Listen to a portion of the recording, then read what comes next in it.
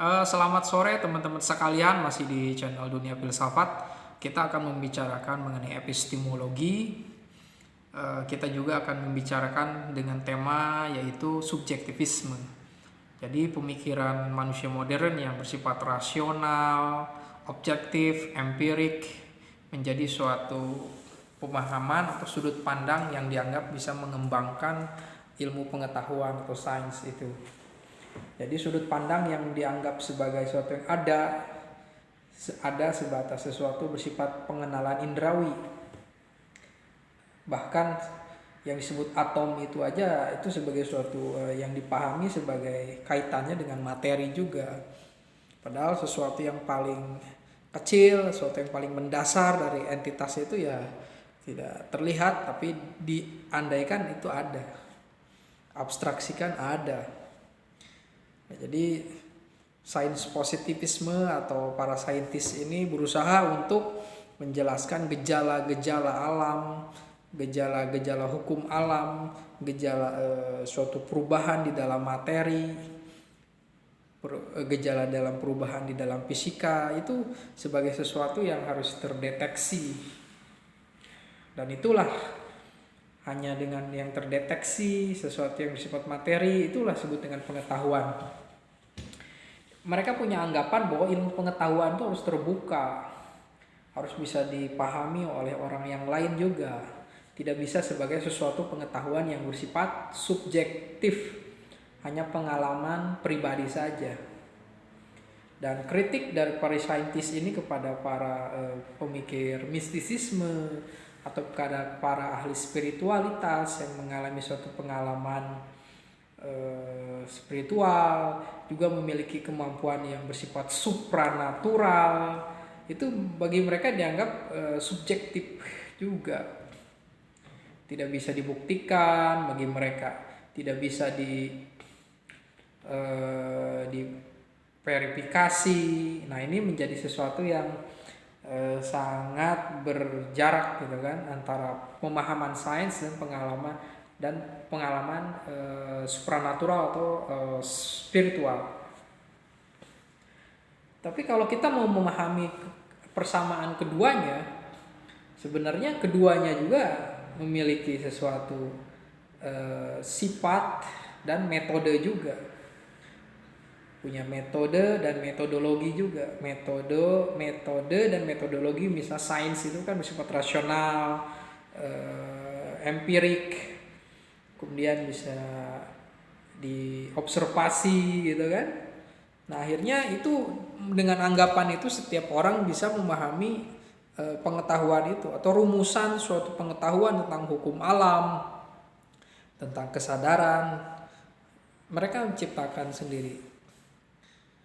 Mereka menginginkan suatu pengetahuan yang bisa diakses oleh setiap orang. Pada sisi ini memang ini sesuatu yang bersifat emansipatoris ya pengetahuan itu.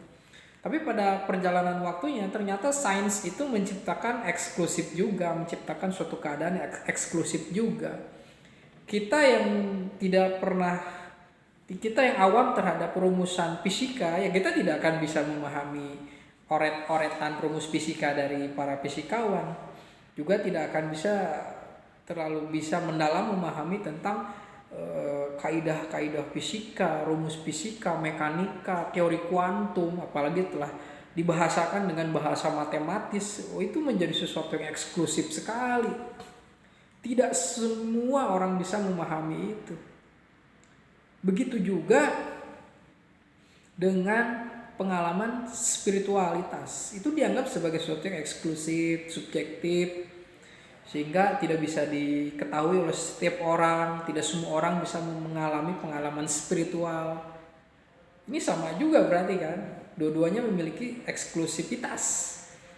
Nah, untuk membuktikan bahwa sesuatu yang bersifat eksklusif ini atau sesuatu yang dianggap subjektif ini benar adanya, ya setiap orang harus bisa memahami atau menghayati pengetahuan itu sesuai dengan metodenya. Ya kalau para saintifis mau belajar mengenai pengalaman spiritual ya harus mengikuti metode atau metodologi dari para kaum spiritual.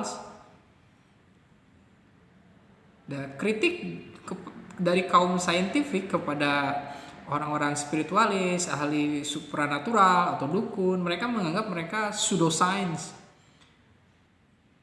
Sebenarnya para fisikawan juga ketika dia merumuskan suatu rumusan mengenai teori kuantum atau rumus mekanika, itu hanya mungkin sebagian saja yang mengerti, yang belajar secara mendalam, sedangkan masyarakat awamnya tidak paham juga.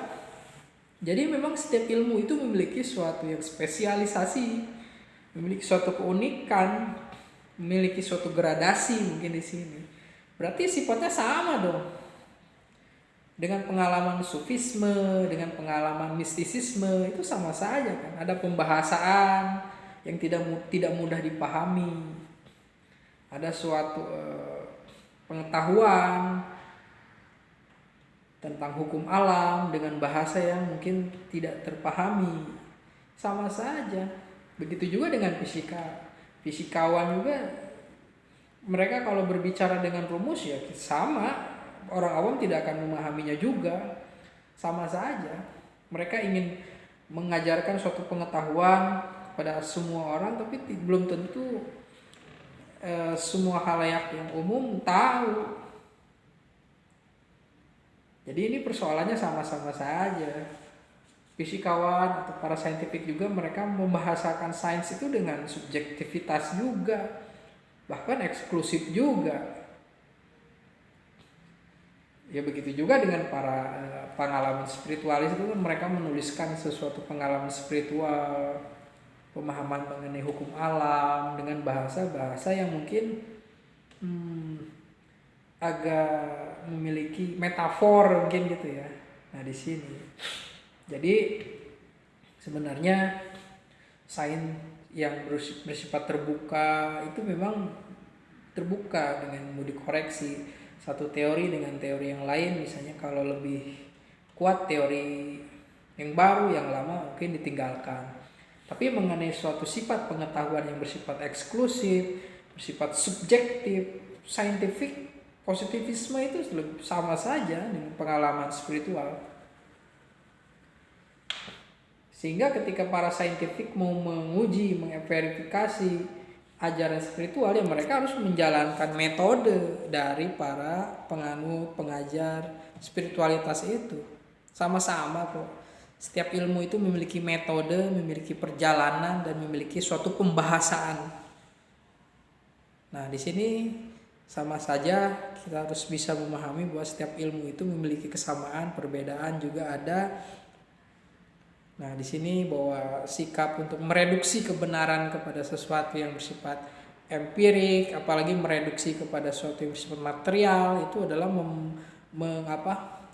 menyempitkan suatu sudut pandang, menyempitkan suatu cara pengalaman hidup, bahkan membatasi suatu upaya mencapai suatu pengalaman transenden. Terima kasih.